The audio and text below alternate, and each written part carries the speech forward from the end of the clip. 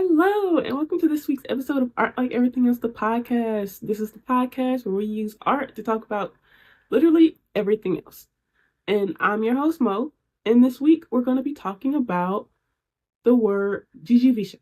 So this is a Sanskrit word I found, and the word means the will or desire to live. And I thought this was really, really cool because one, I think this is something that's really, really important, but also the idea of there being a word to mean that exact thing, I think is beautiful because it kind of shows that like people thought it was important enough, like people thought the desire was important enough to give a very specific word, and I think that's very beautiful. And I actually want to talk about this concept with some art. So let's hop right over to our art. So for our first work of art, we're actually going to be talking about a character. And so this character is from the show One Piece. One Piece is a show that has been going on for a very, very long time. So the show One Piece was first initially released in 1997, and it is still going on to this day. So it's definitely had like a few different adaptations, but for the most part, our main character, Monkey D. Luffy, he's been the main character since the beginning. And he is who I want to talk about for this first piece of art.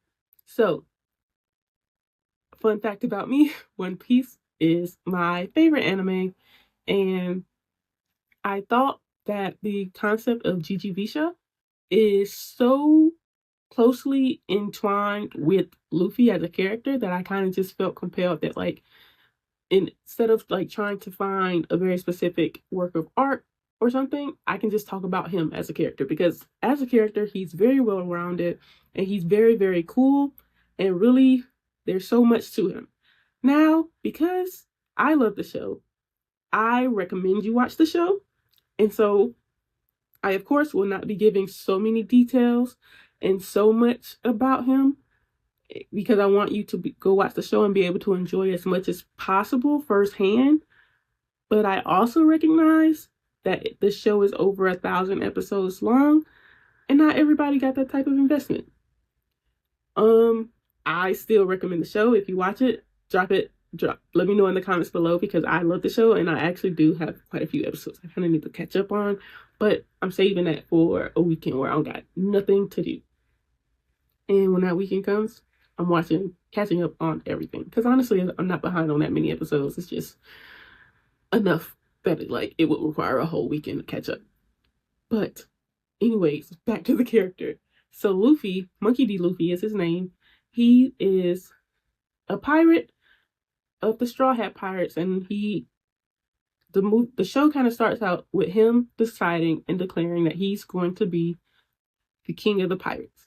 And this is kind of the premise of the show. He wants to find the One Piece, become the king of the pirates. That's his kind of goal for the entire show.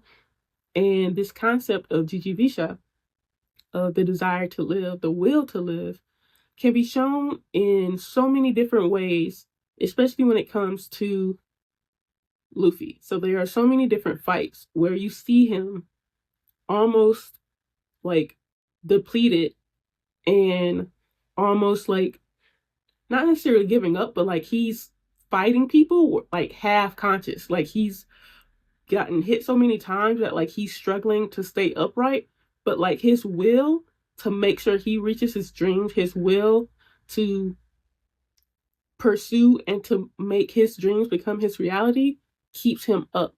And oftentimes even this desire, this such strong desire to keep going, to keep surviving, kind of also often gets him like a whole new power. Like he learns something new about himself just by kind of continuing to pursue and continuing to get as far in life as possible because he wants to live so that he can see his dreams become a reality.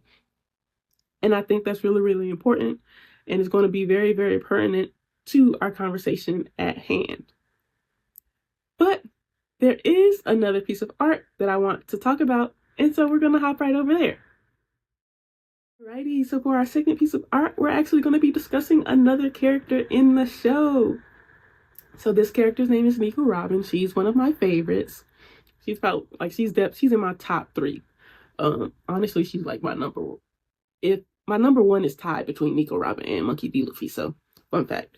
Yes, so I love this show so much, but Nico Robin, so a bit of background about her. I am going to have to go a bit more into her background. But she does so many more cool things in the show that like what I'm going to tell you isn't going to like detract from the experience.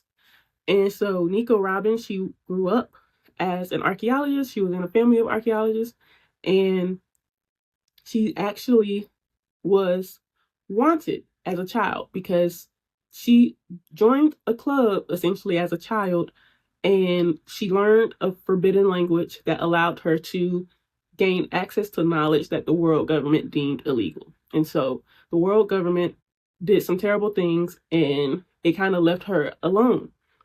And so she kind of, because she was alone, she had to go on the run, and they put this bounty on her. And so as a child, she was kind of used and abused, and people often, when they found out about the bounty, they tried to turn her in.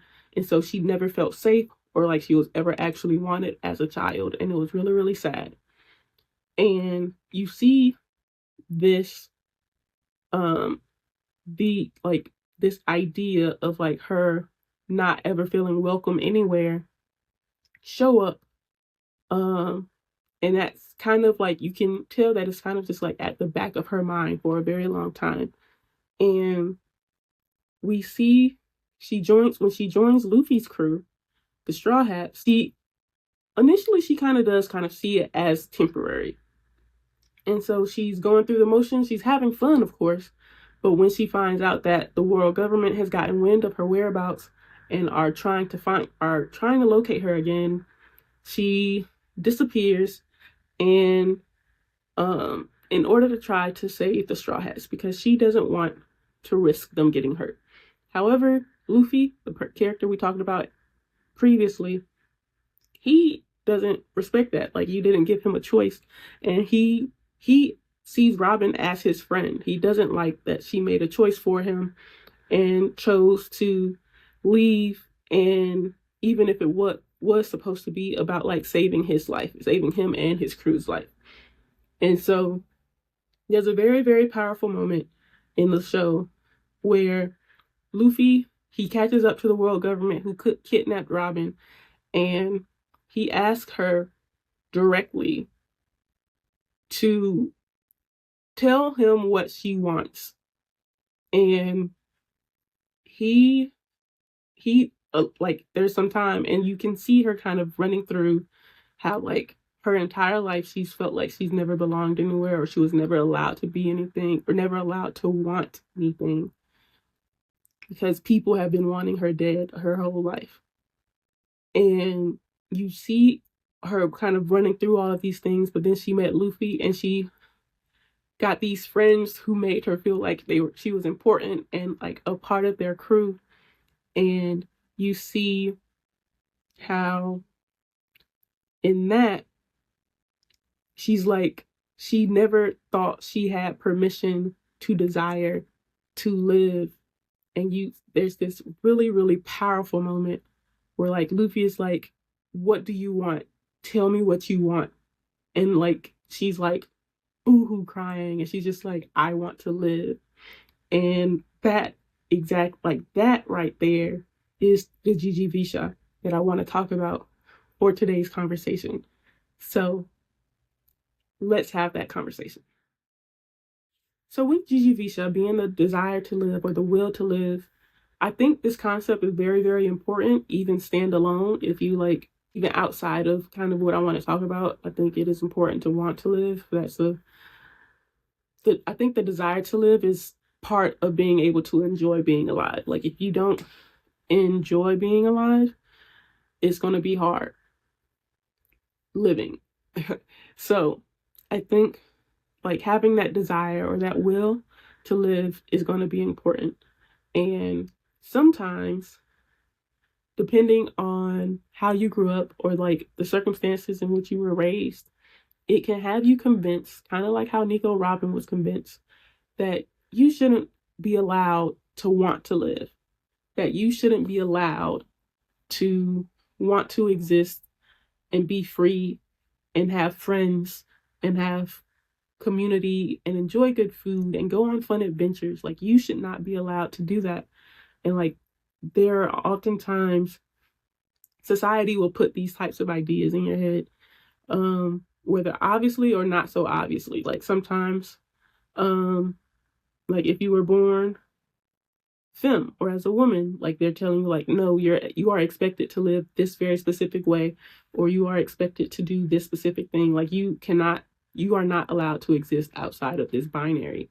Or if you're a minority, you are often told like, hey, you are only expected to ever go so far. You are not allowed to exist outside of these expectations. Or sometimes you're queer. It's like, you are only allowed to exist in this specific way. If you exist at all, you are only allowed to exist in this specific way. You are put in these constraints that make it hard for you to even have that sense of Jijivisha, and it's frustrating and it's unfair. And I think what I like so much about One Piece is that, like, there is going to be someone out there who wants you to want to live, who wants to view you, who wants to befriend you, who wants to be in community with you, even when you feel like you have been told all your life you should not be alive or you should not want to be alive. And I think that's important because Nico Robin, she was kind of told all her life that, like, hey, you should only live, you shouldn't even be alive, actually. Like, you're wanted and you should be gotten rid of. And so she was also kind of telling herself for such a long time that she shouldn't be alive, that she shouldn't want to live. And like, at that point, I'm pretty sure, if I'm remembering like her age correctly, she was in her 30s. So imagine like all of this, and all of that happened like in what that I told you about previously happened when she was like 8 or 9, I think. And so like from when she was a literal child up until like her 30s, in the back of her head, she was constantly being told and being like made to believe that like she shouldn't be alive, she shouldn't be allowed to exist. And that's so terrifying. And that's the reality for so many people. That's the reality for so many communities, that like you're told that you either shouldn't exist or that you're not allowed to exist outside of this very specific way. And that is something that was happening for Luffy. So something I kind of forgot to mention when talking about Luffy's character, is that like he wanted to be the king of the pirates. His grandfather wanted him to be a Marine. Luffy did not want to be a Marine, but he chose to pursue his dream, his desire to live as the life that he wanted, kind of had him having to go against his grandfather's wishes. And you can see that like him choosing to live how he wants to, him choosing to go on the adventures that he wants to, him choosing to enjoy his life the way that he wanted to, allowed him to not only model that behavior for the crew and the people he made along the way, and the people he met along the way, but also it allowed for him to be happy himself. Like, one of my favorite things about Luffy, he enjoys life. Like, you see him, even with all the adventures and all the stuff that he's gone through, you can still see that he's joyful and he's happy to be alive. He's gone through so much, like because he's technically still a child too. Like, he's a teenager when we first meet him. And then he doesn't get there's not that much time that has passed through the course of the entire show. And so like for all of this to have happened in like a few years, and he's still technically like a teen, that's a lot of trauma and a lot of evil he's had to bear witness to at a relatively young age. But you always see him laughing or smiling or trying to make other people laugh or smile. And I think it's because he wants to live and he models this behavior of living for what it is that he wants and going after his dreams that also is what allowed for Robin to give herself permission to want to do the same. And I think sometimes we are waiting for permission to want to do the same. And sometimes it feels like we're never going to get that permission to live how we want to live, even though what we're doing or what we're experiencing is kind of in and of itself slowly killing us. Like living for other people in a way that doesn't mesh well or like sort of make you feel connected to your like who you are as a person, it kind of convolutes and makes a mess of what you want to feel when it comes to being alive. And so it's often what makes it so that like you don't have that Jijivisha, you don't have that will to live because you're not allowed to live how you want to live.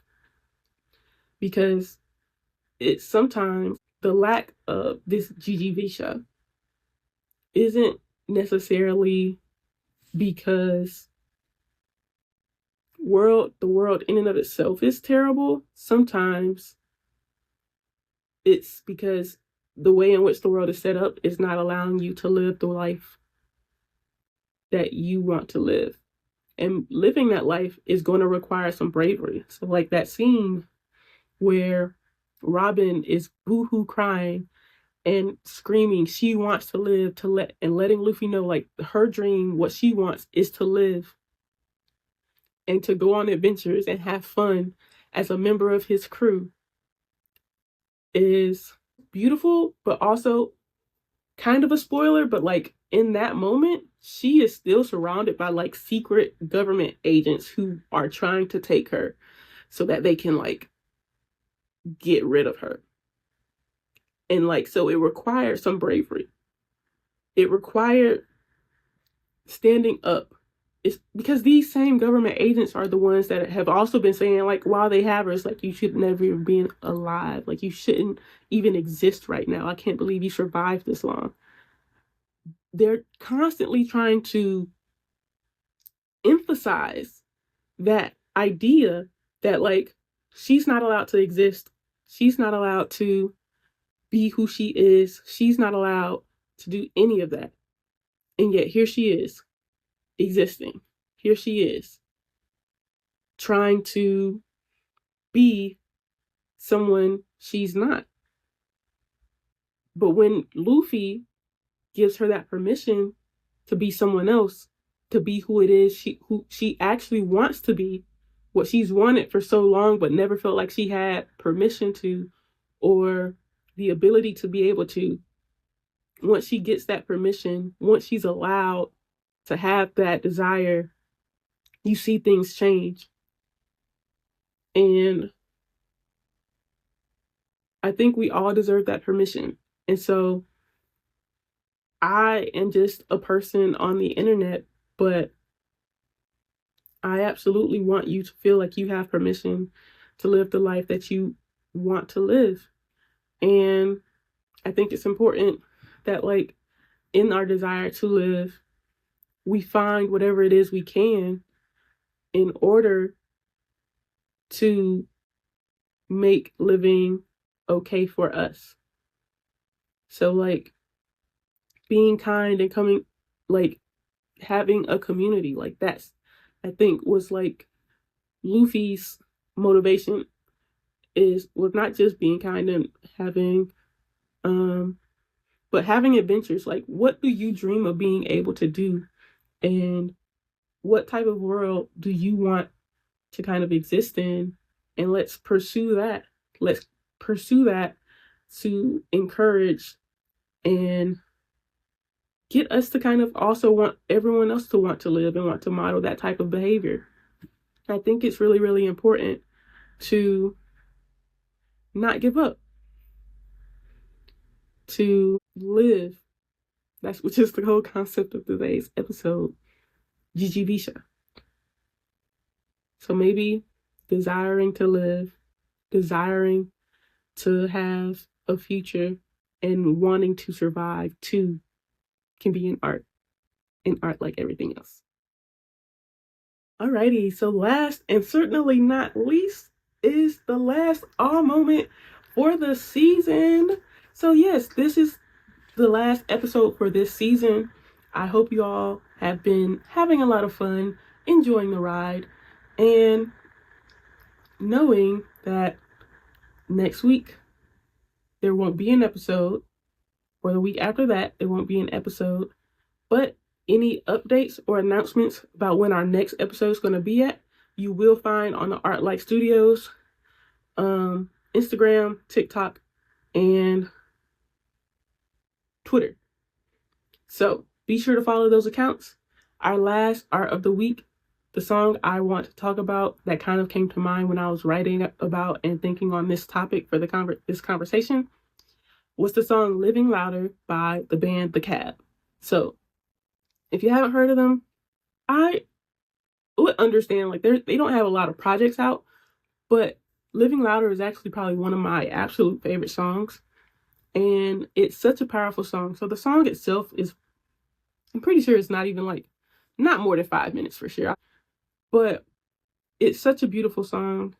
It's kind of like detailing, like them talking about, like, if they were to no longer be living today, what are the things they would want to have done or have accomplished? And it's something I thought about, like, what type of things do I want to say that I've done if it was my last day? What are some things I want to be able to do if it was my last day? And so that's kind of how I try to live my life. I believe that, like, living can be hard.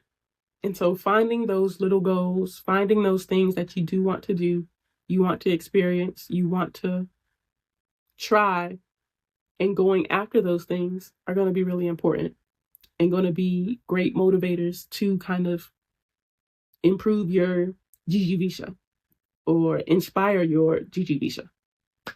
And that's going to be important, and probably most important, honestly, when it comes to creating and living and experiencing the life that you were given.